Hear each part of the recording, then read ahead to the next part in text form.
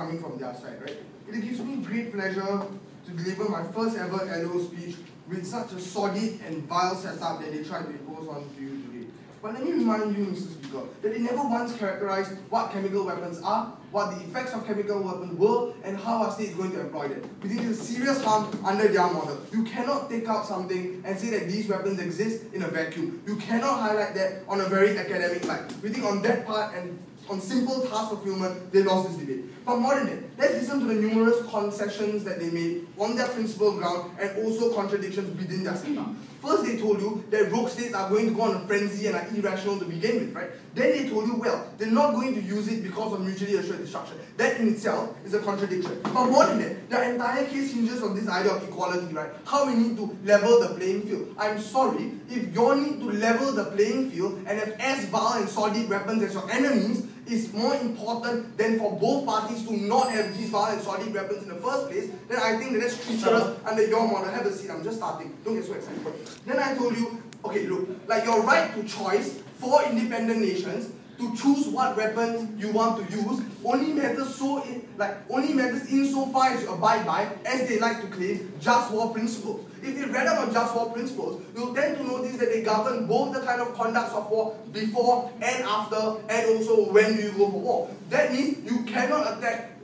You cannot indiscriminately target civilians, which means that I'm going to lead this on to my characterization on how indeed this nature of chemical weapons exists and how they are going to be employed, and why Mr. Speaker will tell you that chemical weapons have an exclusive harm that conventional weapons don't. But before that, this whole idea on how they consider, right? They say, well, rape and tortures aren't exactly weapons. Like, who are you to give a yardstick on what weapons are? We think weapons are anything vile and sordid that you use to attack any other person. If you degrade their fundamental morality and if you reduce their core of humanity by torturing them, we think that that's as bad. But here's where we would like to tell you that it's as bad because the kind of nature of chemical weapon has long-lasting effects, which means that chemical weapons and the harms of chemical weapons stay in the air for a large period of time. If you don't die now, you'll die 10 years later as the toxic will debilitate you constantly. We think that's as bad as torture, and since they concede that they won't allow rape and torture, tell me what your yardstick is to provide an equitable playing field. We think that they never really did that. That is the harm that they need to deal with.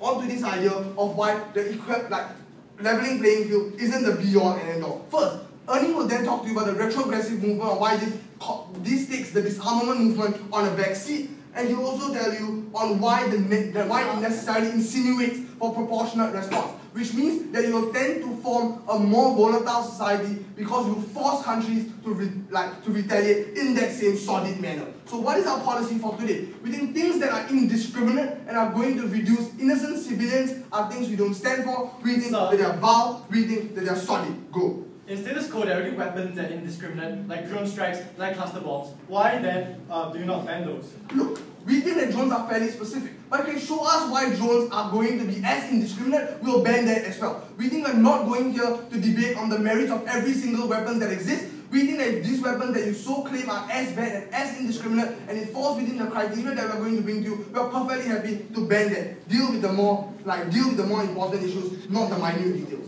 So here's where we're going to bring to you our policy, right? We are going to impose punitive measures on countries that violate these rules and indiscriminately harm its people.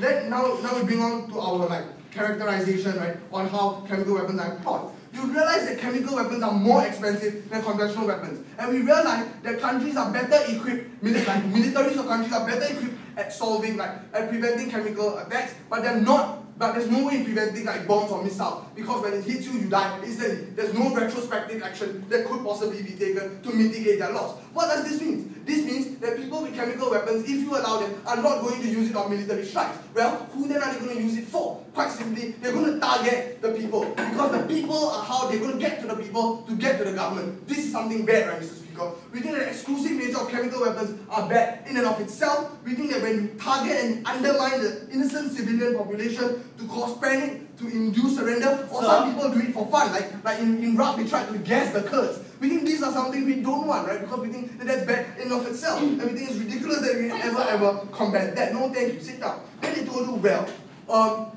let's just have everybody have chemical weapons. That is a crazy logic. What that essentially means is that Well, if people are going to do bad things, let's just do bad things too. Two wrongs don't necessarily make a right. Meaning if there's something that is wrong, we correct that, we ban that. Their whole idea that countries get unfair advantage is ridiculous because when we ban chemical weapons, you take away that advantage. So our side neutralizes the playing field with no danger. Their side neutralizes the playing field with heightened and elevated danger. We think that it's far worse. Deal with that. Sit down. Then they told you, well, there's no real harms to chemical weapons, right? They're just like everything else. No, chemical weapons indiscriminately target civilian populations, you undermine their core of humanity, and you trade off their fundamental liberties and what they hold dear.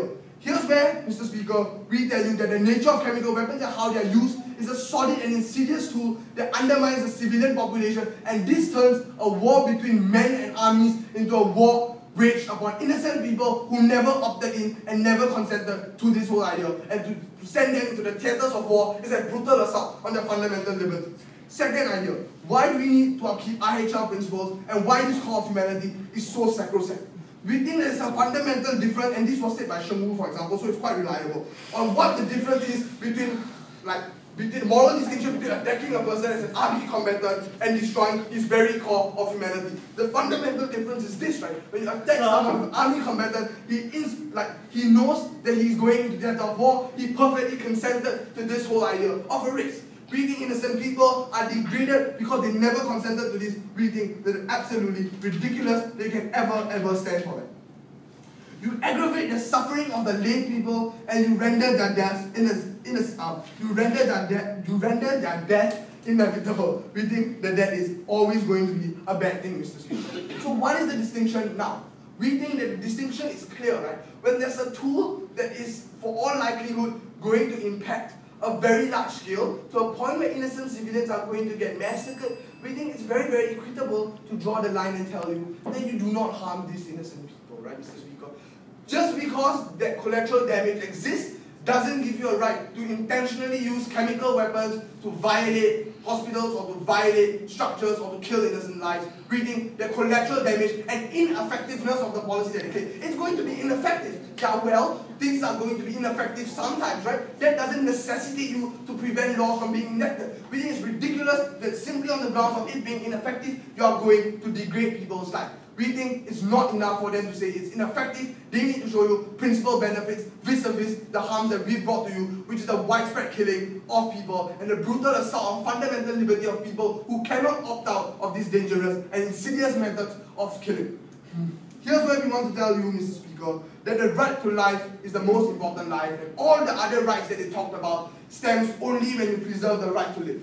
What does this mean? Which means you don't have the right to protect yourself, you don't have the right to choose your weapons if you cannot preserve the fundamental and the rudimentary right to life, Mr. Speaker. For all these reasons, because you are not allowed to debilitate people, you can only shoot him straight up, and because they are prepared to let people, because they are not prepared to allow rape and torture but allow all other sorts of things, we think we are the more humane side, walk with our side of the house.